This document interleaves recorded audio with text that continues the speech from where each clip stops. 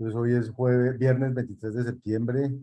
Estamos en el segundo encuentro sincrónico del curso de modelos y paradigmas de programación 2022-2 del doctorado y de la maestría en ingeniería de sistemas y computación. Entonces escucho las dudas, inquietudes que tengan sobre los dos primeros temas que tenemos para hoy. Les comparto un segundo mi pantalla. Ustedes pueden compartir cosas si quieren compartir y preguntar. Pero entonces yo les voy a mostrar.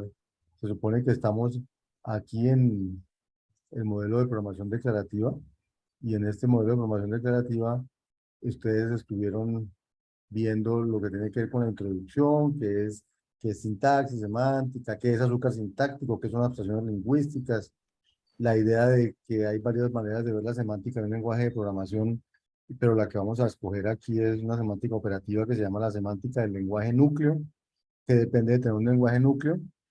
Y la segunda parte, que tiene que ver con variables declarativas, que muestra que, digamos, en el modelo de programación que vamos a usar aquí declarativa, se necesita un almacén, y el almacén se llama un almacén de asignación única, y muestra cómo funciona ese almacén. Es decir, hasta ahora no, ni siquiera el lenguaje de programación ha aparecido realmente, no ha aparecido un elemento de la máquina abstracta que es el almacén de asignación única. Y ya luego, para la próxima semana, aparecerán los procedimientos y registros y el lenguaje núcleo. Y ya para la siguiente semana ya estaremos haciendo el taller y avanzando con el taller. Entonces, no sé qué preguntas tienen. En principio, estos dos están asociados eh, ¿cómo se llaman? Conjuntos de diapositivas, a las en las que está el modelo de programación creativo, la sintaxis semántica, el desarrollo de este paradigma, y en la que está la almacén de asignación única, desde el punto de vista conceptual, desde el punto de vista operativo, y qué entendemos por la variable de flujo de datos. Entonces, no sé qué dudas tienen al respecto, muchachos.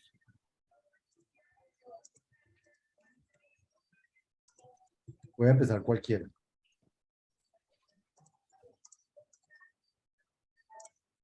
Si no tienen dudas, hacemos el quiz de una vez. Entonces.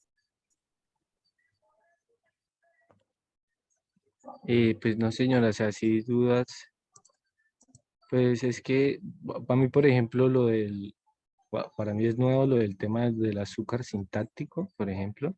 Sí, Digamos que yo siempre, el uso que he hecho en los lenguajes de programación, yo creo que ha sido usándolo, o sea, no, como que no. Sí he visto como pues el tema del lenguaje máquina, de assembler y demás, pero ya los lenguajes que he usado ha sido como ya de alto nivel de programación. sí. Pero Eh, aún, pero por ejemplo, Python o esas cosas, ¿cierto? sí, Pero, sí, pero aún allí hay azúcar sintáctico y hay abstracciones lingüísticas. Eh, ¿qué entendemos por azúcar sintáctico y abstracciones lingüísticas? O sea, aún en Python, realmente todos los lenguajes de programación, todos, tienen azúcar sintáctica y abstracciones lingüísticas. ¿Qué es el azúcar sintáctico? El azúcar sintáctico es, bueno, aunque es, bueno, el azúcar sintáctico. El azúcar sintáctico y la abstracción lingüística son dos cosas muy parecidas. ujú. Son sintaxis que no es, digamos, esen- que no es, que no es necesaria para que el lenguaje de programación funcione, pero que es útil para que el programador eh, exprese sus programas de mejor manera. Como que se reduzca, ¿no? Yo vi que se reduce el tamaño Y de- puede reducir el tamaño de un software, de un programa, etcétera.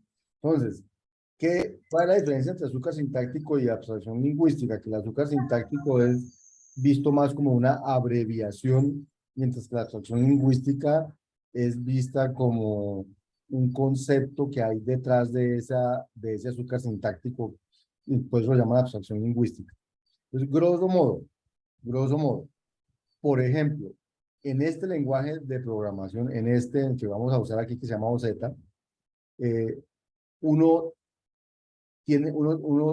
todavía no hemos visto el lenguaje núcleo completo, pero entonces uno podrá escribir cosas como if then else, ¿cierto? Como el que hay aquí, o podrá crear variables locales a un contexto, como esto que hay aquí, local, in, tal cosa.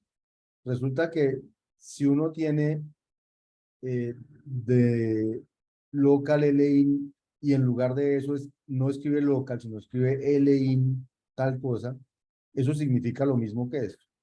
Solamente que no tengo que escribir este local y ni este end. Entonces me ahorro dos palabritas. Entonces, esto es como una abreviación de esto. Entonces, cuando yo tengo en el lenguaje, si yo escribo esto, el lenguaje lo entiende, pero si escribo esto, lo entiende igual y entiende esto como esto. Entonces, a eso se le llama un azúcar sintáctico. O, por ejemplo, vamos a ver que eh, en este lenguaje, Ahí se me viene el que es else if, que es unido, o sea, que no es if, else y luego un el if. else if, el else if, Ajá, exacto, por ejemplo, cuando uno tiene un if anidado con otro if, y entonces le pone else if en lugar de else y luego if. ajá. Entonces, No sé, eso es azúcar sintáctico, exactamente eso, Álvaro, es azúcar sintáctico. Y los ok. lenguajes de programación tienen un montonón de azúcar sintáctico, eh, que se lo van explicando a uno y no sé qué, no le llaman, no le llaman. Entonces, ¿por qué se llama azúcar? Porque es como que endulza el lenguaje en el sentido de que lo hace más agradable escribir, menos palabras, menos líneas, cosas de ese estilo. Por eso se llama azúcar, ¿sí? Ahora, hay otro tipo de azúcar que, que, que encierra un concepto en sí mismo. Entonces, a ese lo llaman azúcar, lo llaman abstracción lingüística. Entonces, por ejemplo, en nuestro lenguaje de programación, todavía no lo hemos, todavía no lo hemos mostrado, ¿cierto? El lenguaje núcleo no lo hemos mostrado. Yo creo que no. El lenguaje núcleo de OZ no lo hemos mostrado en este punto. Entonces, en el lenguaje núcleo de OZ, por ejemplo, lo único que hay es la creación de procedimientos. No hay la creación de funciones. En el lenguaje núcleo de OZ no hay funciones, hay solo procedimientos. Resulta que es muy natural pensar que uno necesita funciones, o sea, algo que recibe algo y devuelve algo. Entonces, en OZ se inventaron una abstracción lingüística, o sea, un azúcar sintáctico con cierta conceptualidad de adentro, pues llama abstracción lingüística, que se llama fun. O sea, que yo sí puedo crear funciones, es decir, yo puedo decir, quiero la función que se llama square x que eleva al cuadrado, la escribo así, pero realmente lo que estoy escribiendo, estoy escribiendo eso, pero realmente lo que el lenguaje está entendiendo es que estás creando este procedimiento, ¿sí? Cuando Ajá. veamos la semántica, vamos a ver, o sea que realmente no Z, por debajo no hay funciones, lo que hay son procedimientos, pero con y entonces hay procedimientos que dependiendo de cómo se hagan, van a tener la misma funcionalidad, perdón la redundancia, de una función. Entonces, los vamos a poder usar como funciones. Y entonces, crean esta sintaxis para que uno la use y uno cree que creó una función y realmente por detrás lo que hizo fue crear un procedimiento que hacía eso. Entonces, ¿qué hace este procedimiento? Este procedimiento lo que hace es multiplicar X con X y ponerlo en Y. Y entonces uno cree que tiene una función que se llama elevar al cuadrado y la usa así, mira, aquí elevo al cuadrado, llamo un parámetro, resulta que lo que tiene es un procedimiento que tiene dos argumentos o dos parámetros.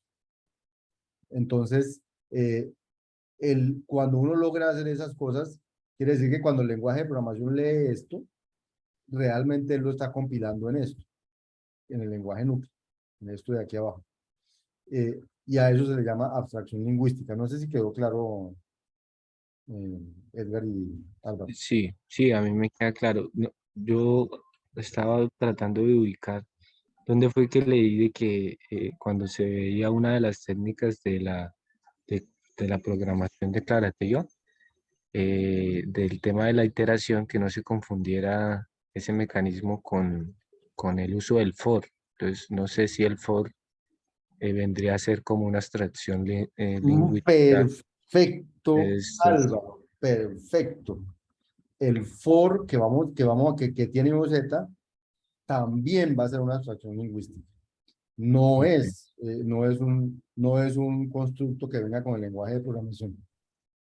Pero ok, de hecho, el for que vamos a ver en OZ, vamos a ver cómo esa abstracción, creo que en algún momento se aparece, esa abstracción que abstrae el for pareciera funcionar como el for de los lenguajes imperativos, pero no funciona como el for de los lenguajes imperativos en el estricto sentido de que no voy a tener una variable for i igual 1 a n, donde ahí le van poniendo el valor de 1, el valor de 2, el valor de 3, el valor de 4, 5, 6, 7, 9, hasta n, porque aquí una variable no puede cambiar de valor. Entonces, la funcionalidad del for sí va a ser esa, pero realmente por dentro, él va a crear una nueva variable donde va a tener el valor 1, otra donde va a tener el 2, otra donde va a tener el 3, y con cada una de esas se va llamando lo que hay en el ciclo, pero no con la misma variable, porque la misma variable no le puedo estar cambiando el valor. Entonces, desde el ok, punto de vista funcional, sí va a ser como funcionan los for, pero o sea, va a terminar al final el efecto es el mismo, pero realmente por detrás, el for de los lenguajes imperativos es un for que gasta menos memoria que el for de los lenguajes declarativos.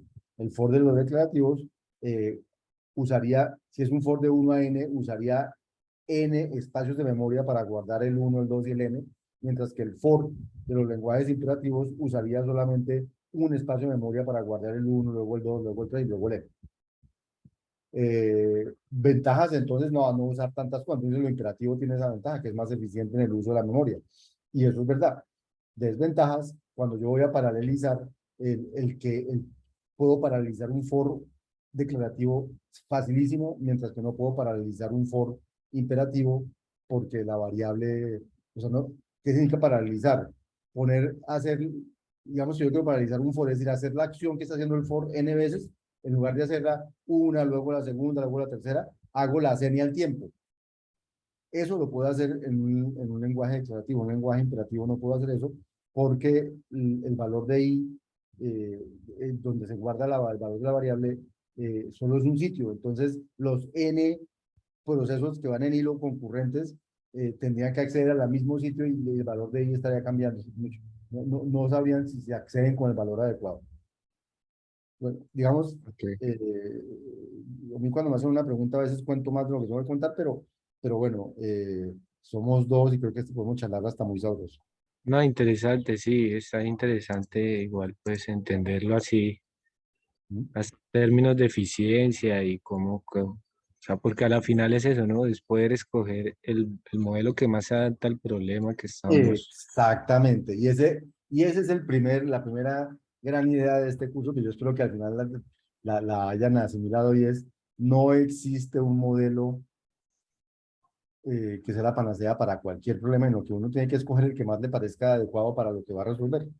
O sea, hay modelos donde lo imperativo es mejor que lo declarativo. Hay problemas donde lo declarativo es mejor, hay problemas donde la concurrencia con estado es más apropiada, hay problemas donde la concurrencia con paso de mensaje es más apropiada. O sea, dependiendo del problema, uno tiene diferentes alternativas y tendrá que escoger la más adecuada.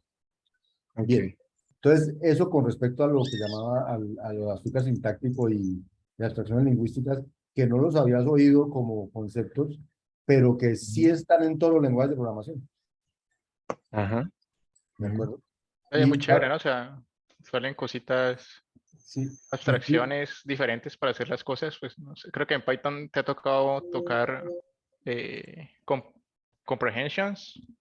ujú. por ejemplo, muy bien, ese es otro, las listas por comprensión, exacto. Eso es azúcar sintáctico, ¿sí? Cuando uno dice, cuando arma la lista de 1 a n o cosas de ese estilo, detrás realmente hay algo que hace eso, pero son azúcar, la comprehensión es un azúcar sintáctico, exactamente.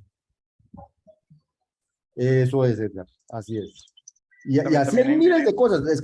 Es que si ustedes supieran, si los lenguajes de programación no hicieran así, sería muy difícil que ofrecieran tanta riqueza, llamémosla expresiva.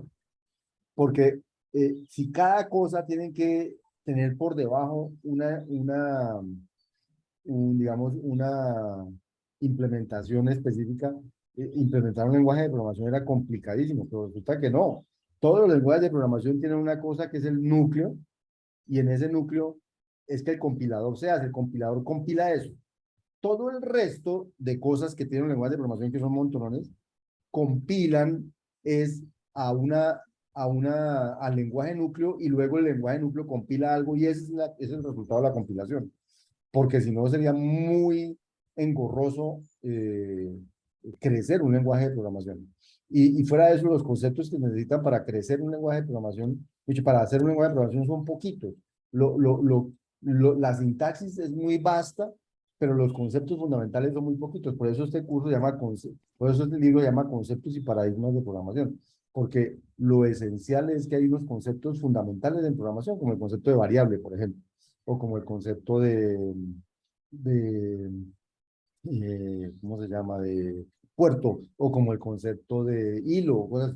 Pero, pero ¿cómo ese concepto lo provee el lenguaje de programación? Y luego, ¿cómo a partir de ese concepto proveen un montonón de azúcar o de abstracciones lingüísticas que usan esos conceptos, pero compilan en función de esos conceptos? Entonces, usted no necesita tener un compilador grandísimo, usted tener un compilador de lo nuclear. El resto necesita tener un traductor al lenguaje núcleo. Y fuera de eso, que sin esos conceptos núcleo, a veces es complicado manejar ese azúcar sintáctico, ¿no?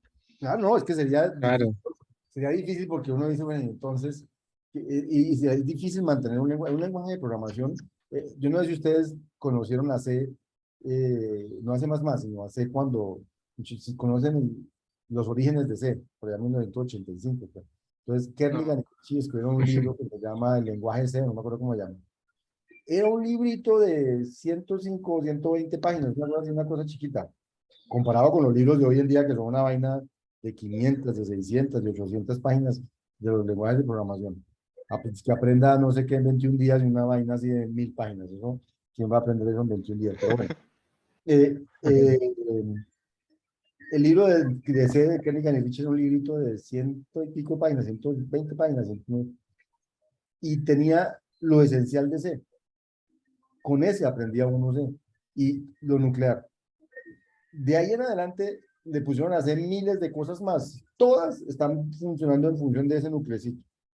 Y allí está el concepto de apuntador, obviamente, el concepto de referenciación, variable, como la conocen en el lenguaje imperativo. Pero hay muy pocos conceptos, y ya luego el resto, todo compila en función de ese lenguaje. Y si no, la cosa sería muy difícil de entender la programación. Por eso es que hay muchos lenguajes de programación, pero realmente la programación, pues, no es tan complicada de entender cuando la entiende en función de los conceptos. ok. Bueno, ese es un tema. ¿Qué otro tema había por ahí que digamos te ha llamado la atención? No necesariamente que no lo hayan entendido. Profe, yo no entendí muy bien el concepto entre variables ligadas y no ligadas. O sea, no Hable. sé cómo poner la pregunta. Es más como Pues, que yo lo entendía, como que yo le alcancé a ver esto en fundamentos del lenguaje de programación, pero como que yo no agarré bien el concepto y no, entonces venga, aquí hay una cosa que es muy importante. Eh, y es que el concepto de variable que hay aquí es un concepto mm, que no es el estándar en los lenguajes de programación. O sea, los lenguajes de programación típicamente no... estoy buscando dónde está una cosa. Un segundo, ya hablo de eso. Estoy buscando un sitio aquí. Listo, listo. Entonces, listo, ya sé que tengo que volver allí. Entonces, ¿Qué es una variable? Una variable en nodo Z.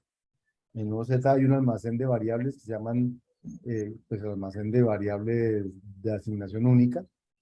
eh, y en ese almacén, cada variable tiene un nombre por allá raro. Hagan de cuenta que es como el apuntador, eh, un nombre que realmente no es el nombre con el que la vamos a manipular y tiene un valor. Entonces, ese valor puede ser de varios tipos, puede ser un valor numérico, un valor como una lista, un valor como un registro. Bueno, después vamos a ver que hay varios tipos de valores en OZ. Esos valores, esas variables pueden tener un valor. Una vez tienen un valor, no pueden tener otro, pero no tienen por qué tener valor. Esas variables podrían ser variables no ligadas. ¿Qué significa que la variable está no ligada?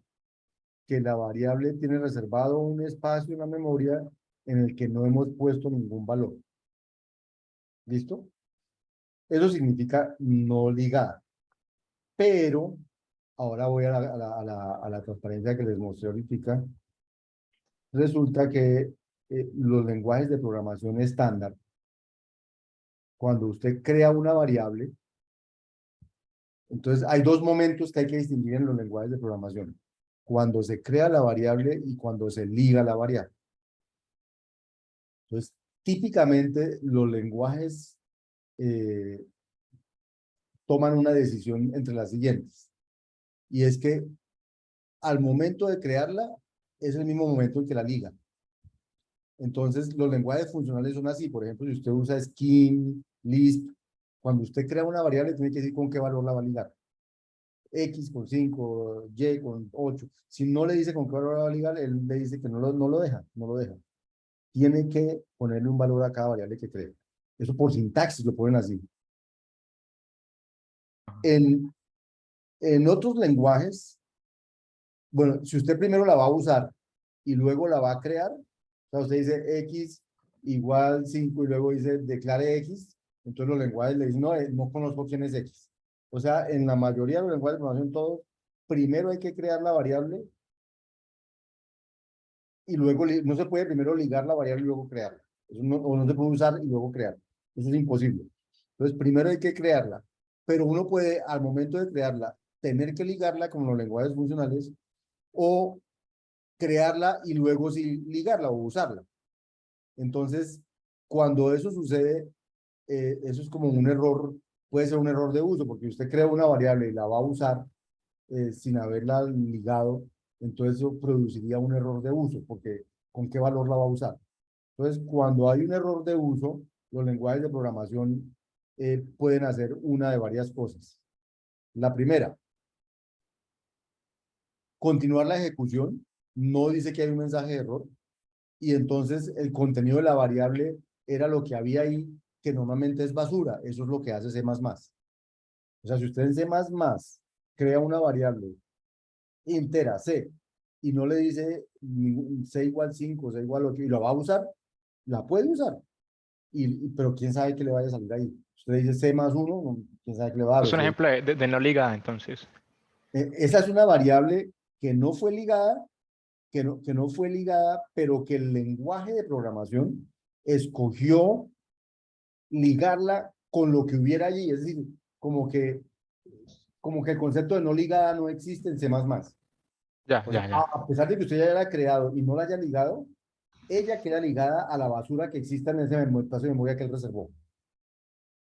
Entonces, si alguien la va a usar antes de ligarla, la va a poder usar, pero la va a poder usar con un valor que no sabe que hay ahí.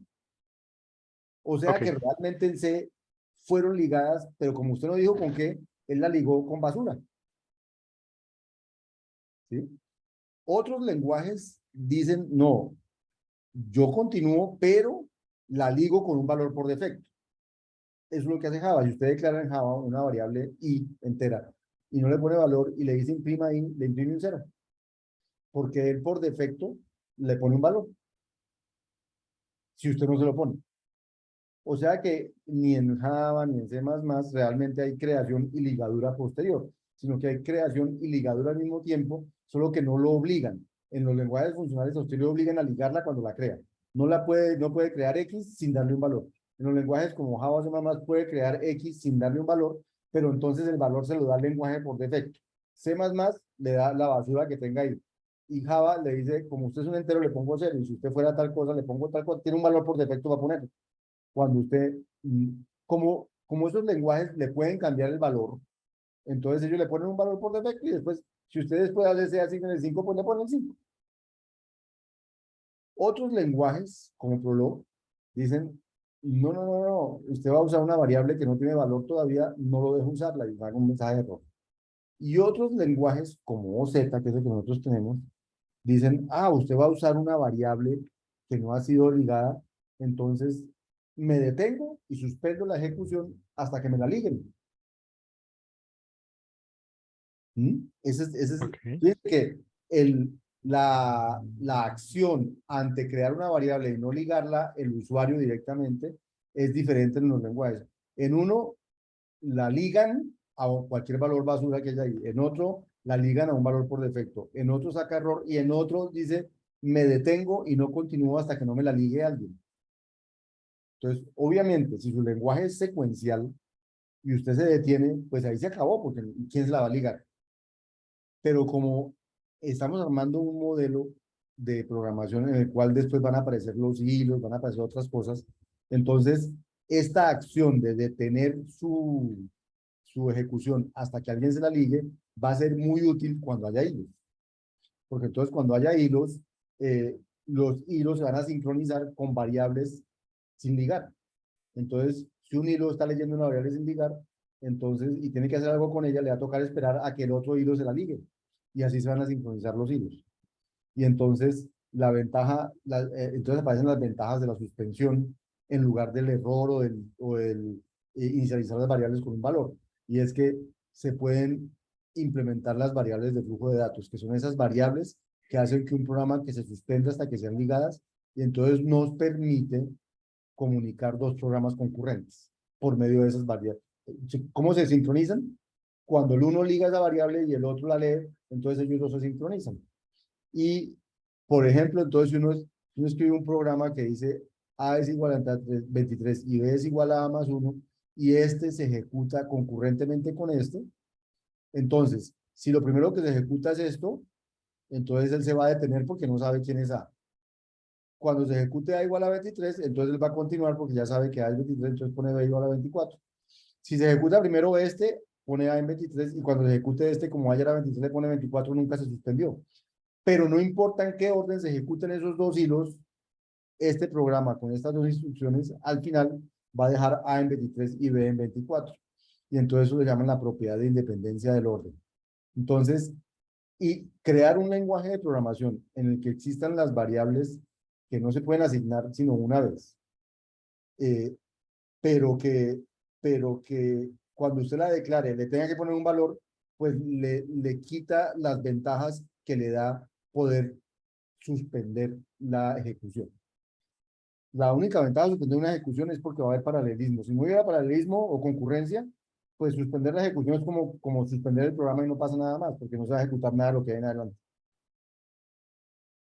Ok. Entonces, no le vamos a ver muchas ventajas a las variables sin ligar hasta que no veamos la concurrencia. Pero desde el principio, el lenguaje permite crear variables sin ligar. Entonces, sin ligar significa que no tienen realmente valor, Edgar. Entonces, es como si, eh, es como si creara un hueco en donde falta llenarlo. Y si falta llenarlo y alguien va a ejecutar algo con esa variable, entonces ese algo se espera a que llenen el hueco, se suspende. Pero no falla, no dice, no aborta, no dice error, fui a coger un hueco, no. Dice, se queda parado esperando que llenen el hueco. Ahí es el concepto de valor parcial, ¿sí? Eso es un valor parcial, exactamente. Un hueco es un valor parcial. O sea, cuando me llenen el hueco, pero los valores parciales pueden ser compuestos. Por ejemplo, pero yo determino, Edgar, sí quedó claro lo de lo Sí, de profe, ya, ahora sí ya agarré bien la idea. lo que significa, no, ¿cómo se llama? Variable sin ligar, ¿cierto? No Sí, sí, ligar. ya, ahora sí ya encontré ya Y una eso forma se, más fácil de ligarlo. y eso se usa, y eso se usa aquí en lo que llaman valores parciales. Entonces, eh, un valor parcial puede ser, en este caso es un registro que tiene una etiqueta que se llama persona y tiene dos campos, un campo que se llama nombre y un campo que se llama edad. Todavía no hemos visto los procedimientos y registros, es la próxima clase, pero este es un ejemplo de, pues para poder hablar de variables parciales, de valores parciales. Ujú. Entonces, realmente todo esto es la variable, la variable tiene todo, el valor de la variable es un registro, y un registro tiene una etiqueta, tiene y tiene unos campos, en este caso son dos campos, nombre y edad. Y los campos, a su vez, pues, tienen valores, en este caso Jorge, y en este caso es un valor que cabe en una variable que no está ligada. Entonces, Ya. esta variable es una variable que tiene un valor parcial, porque tiene un Ujú, pedazo que sí tiene y un pedazo que no tiene. ujú. Las variables parciales no son solamente las que no están ligadas, sino que están ligadas parcialmente. Está ligada por acá, pero no está ligada por acá. Entonces, Ok, después de que ligan, o sea, este señor es otra variable. Cuando alguien la liga, entonces esta variable quedó completamente ligada. Ya no es un valor parcial, sino un valor completo. Esta variable que decía que era una persona con nombre Jorge y con edad 25. Esta variable y, o sea, esta x2 que hay aquí, que es el nombre interno que tiene la variable, esta variable que hay aquí, también es una variable con valor parcial. Solo que cuando fue ligada, le pusieron un valor, ya quedó ligada y lo que quiero decir es que el parcial es porque uno puede hacer parte, una variable puede hacer parte del valor de otras cosas. Cuando hay listas, hay cosas, puede haber pedazos de la lista, pedazos de los registros sin ligar. Entonces esas variables son parcialmente, son valores parciales, porque hay pedacitos que les falta ser ligados. Pero puede haber varios pedazos que les falta ser ligados, no solo uno. ok, listo. Sí, sí, ya entendí ahí bien. Pero de nuevo, la noción de variables sin ligar es la que me permite hablar de valores parciales. En Ajá, esto tienes toda razón. Y bueno, este concepto de variables, así de uso, de que no se pueden asignar, que no se pueden asignar más que una vez, que no sé qué, es un concepto nuevo porque los lenguajes de programación estándar no lo tienen. Digamos que ustedes conocen Scala, ¿no? ¿Cierto? no, yo no. Bueno, digamos que hay unos lenguajes que medio tienen ese concepto. Yo digo medio tienen, dicen, eh, usted puede definir valores y puede definir variables. Entonces él llama valores a estas variables que no se pueden asignar. Y él llama variables a las que sí se pueden asignar cuando ustedes quieran. Pero el asunto es que realmente sí son variables, o sea, no son constantes. ¿Qué quiero decir? No son constantes. Es decir, yo puedo declarar X y en algún momento decir que X se volvió 80. Entonces, a partir de ese momento X no puede cambiar de valor, pero hasta ese momento podría tener cualquier valor. Entonces, realmente era, era una variable que no había cogido valor. Cuando coge un valor, se volvió un valor, no una, ya no, ya como que deja de ser variable en el sentido que ya no puede cambiar de valor. Entonces, a esas variables que no pueden cambiar de valor se llaman variables declarativas o variables de flujo de datos. Bueno, variables de flujo de datos porque pueden tener valor indefinido.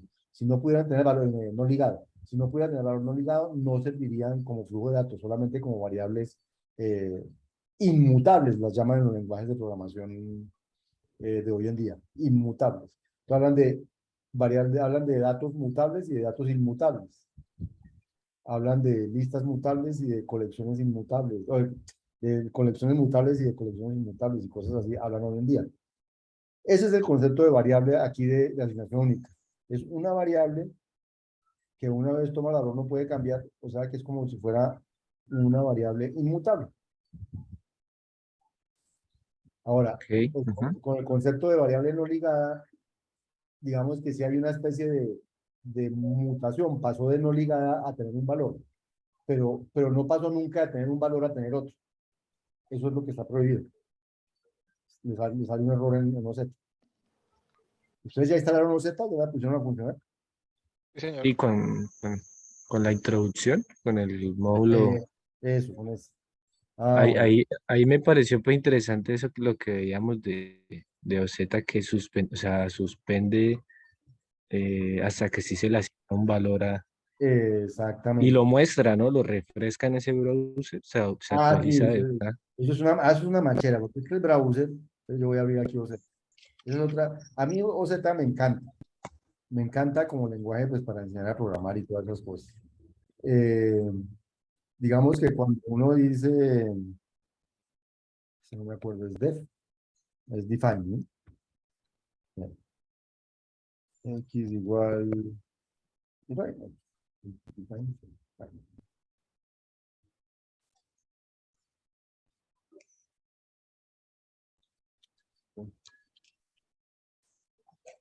Rato que no uso esto, pero voy a abrir más bien, voy a abrir uno de estos.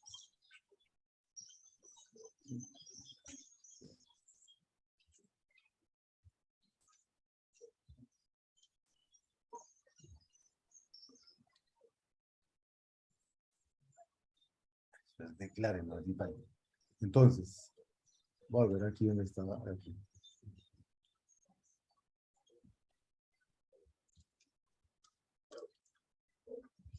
Y luego le hago browse, el browse X. Entonces, varias cosas aquí que ustedes no sé si ya se dieron cuenta, pero ya las voy a contar.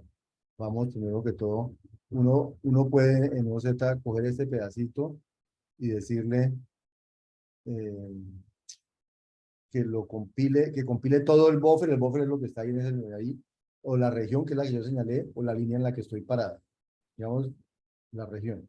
Entonces él abre una cosa que se llama el browser, y aquí escribió que era X, pero como X no tenía valor, escribió un underscore.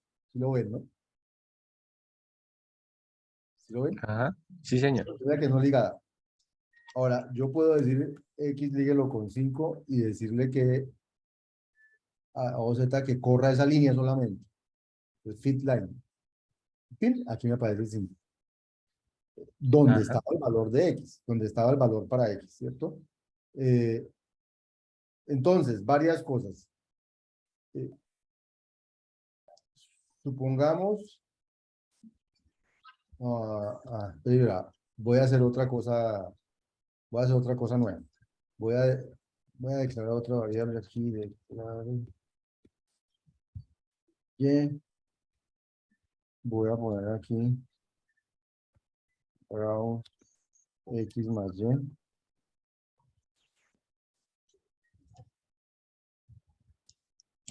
Listo. Vamos a poner aquí y igual 6. Pero voy a correr solo este pedacito. No voy a correr el y igual 6 todavía.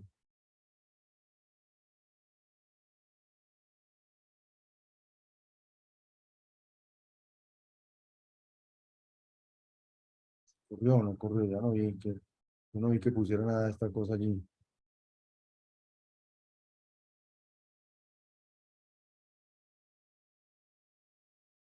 No.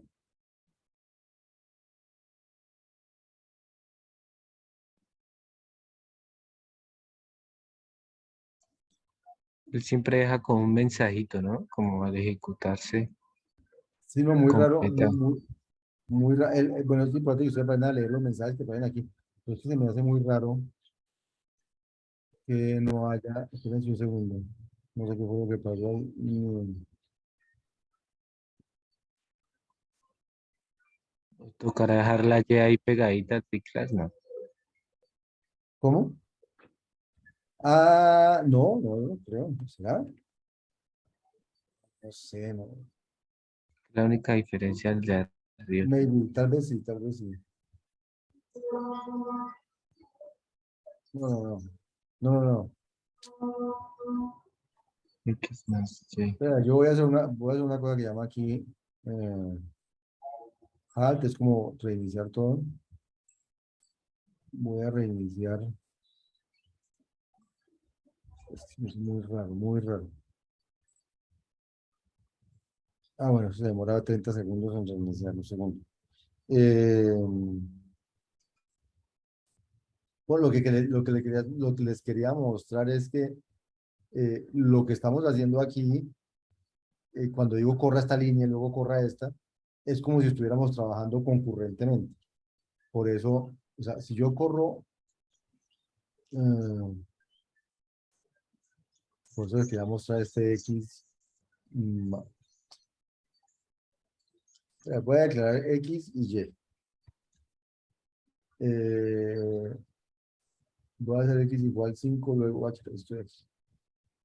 Ese no era el problema, pero no importa. Voy a hacer 2X más Y.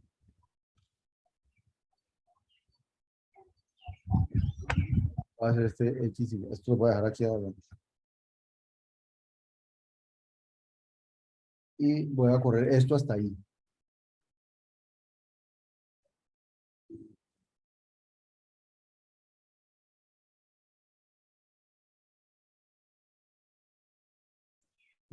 Imprime como el primero, pero el segundo no, ¿cierto? Yo no sé por qué el segundo no sé qué problema tiene con el segundo. No sé qué problema tiene con el segundo. Bueno, cuando yo ejecuto esta línea,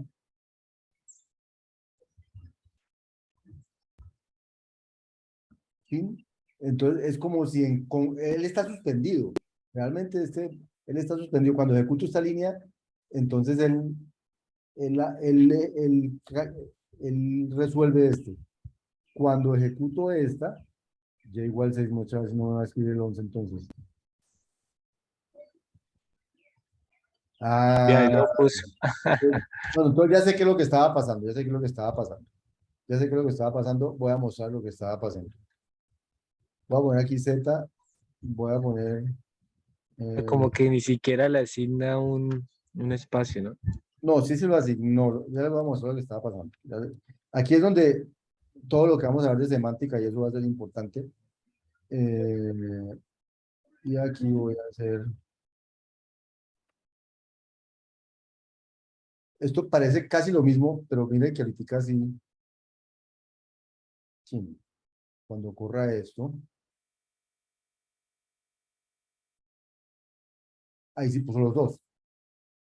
Entonces, ¿qué fue lo que sucedió? Vieron que ahí sí puso los dos, ¿no? Ajá. Ahí sí Bueno, ya. voy a correr esto y va a pasar lo mismo que ahorita. Sí, pues, entonces pone el 5 y pone el 11.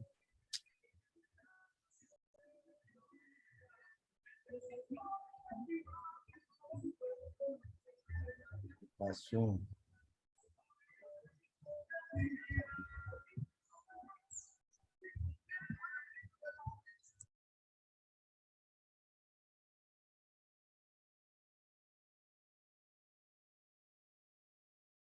Uy, se me fue.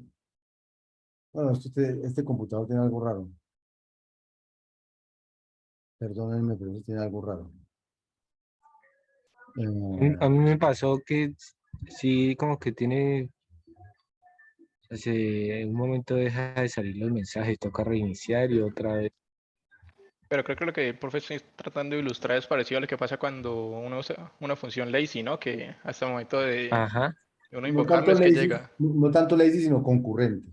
O sea, cuando ejecuto la línea con la que el otro está trabado, en ese momento, que yo no sé qué le pasó a esto, voy a seguir. Ahí como que popula el espacio donde estaba Z, por ejemplo. Sí, es como que lo suspende, ¿no? Lo deja ahí a espera de que le asignen algo a las dos variables y ya él va. Exacto, eso es la suspensión. Lo que digo es que la suspensión solo sirve si hay concurrencia, si no hay concurrencia no sirve. Ahora, aquí yo no puse hilos ni nada, pero cuando yo me meto en el código a correr esta línea, córrala, y luego córrela en esta línea, es como si hubiera corrido concurrentemente esas dos cosas, no, no en secuencial. ¿Sí? Y por eso es que una cosa despierta la otra, porque realmente cuando yo estoy haciendo eso, estoy haciendo como concurrencia. Y el browse, abre una ventanita ya, el browse es una aplicación que está corriendo concurrentemente con mi programa. Entonces, cuando X lo liga y el browse estaba detenido porque X faltaba y lo liga, el browse estaba pendiente que X lo ligaran, entonces el browse lo muestra. Entonces uno, aunque uno diga que estoy trabajando en módulo secuencial, cuando usa el browse está concurrente con el resto. Bueno, Ok, pero ahorita al ajá. principio, que no vamos a tener concurrencia, no se preocupen por eso. El browse lo Ahí está, es como, ahí viene como un tema también de lo de la compatibilidad, cuando se asigna, digamos, una variable con otra, que es, exacto, exacto, aparece al final ahí de la presentación. exacto. Ese es otro tema, compatibilidad. Yo no sé por qué ahorita no se me fue. Voy a ver si ya me deja traer las cosas bien. Ah,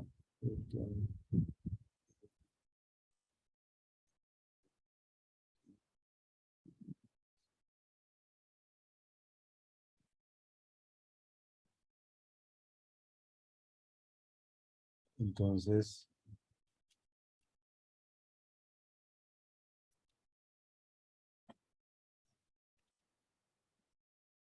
eh, por ejemplo, uno puede aquí, digamos que hacer, bueno, X, Y, Z, aquí, y ponga que X es igual a, es un nombre de una etiqueta, y vamos a poner que es una tupla que tiene Y y que tiene Z. Vamos,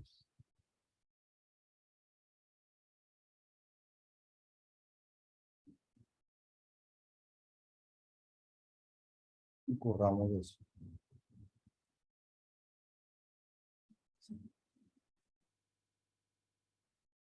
Ah, perdón que puse a correr todo lo que hay aquí debajo y yo solo quería poner a correr lo que hay aquí en este pedacito de la cosa. Por ejemplo. Entonces salió tupla tan tan, ¿sí ven? Eh, Ajá. eh, eso es un valor parcial. Es una tupla que tiene dos huequitos. Entonces yo puedo llenar el huequito diciendo que Y es 2. Y entonces cuando llene ese huequito,